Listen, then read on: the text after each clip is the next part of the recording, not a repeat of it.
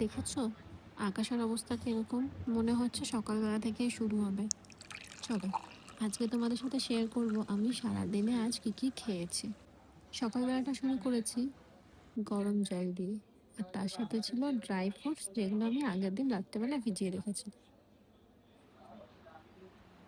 আখরোটের উপরে যে যে খোসাটা আছে, এটাকে আমি খেতে পারি না, আমার বড্ড তিতো লাগে। এটাকে বাদ দিয়ে আমাকে খেতে হয়। আর ছিল কাজু, কিশমিশ আর আমন্ড। সকালবেলায় ড্রাই ফ্রুটসগুলো খেতে খেতেই আমি ব্রেকফাস্টটা বানিয়ে নিয়েছি। ব্রেকফাস্টে আজকে বানিয়েছিলাম ওটসের অমলেট, যেটা খুবই টেস্টি হয়, আমার খুব ভালো লাগে খেতে। খেতে খেতে একবার ঘড়িটা দেখে নিচ্ছিলাম যে দেরি হয়ে গেল কিনা। তাড়াতাড়ি ব্রেকফাস্টটা করে আমি চলে গেছিলাম স্নান করতে। স্নান টান করে এসে রেডি হতে হতে আমি খেয়েছিলাম একটুখানি আনারস। তারপরে বেরিয়ে গেলাম অফিসে। অফিসে গিয়ে আমি লাঞ্চ করেছিলাম।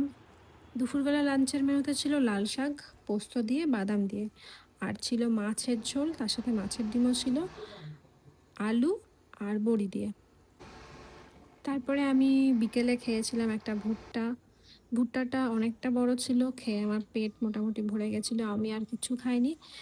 বাড়িতে এসে 1 কাপ গরম দুধ খেয়েছিলাম হলুদ দিয়ে। আর ব্যাস, এই ছিল আমার আজকে সারাদিনের খাওয়া দাওয়া।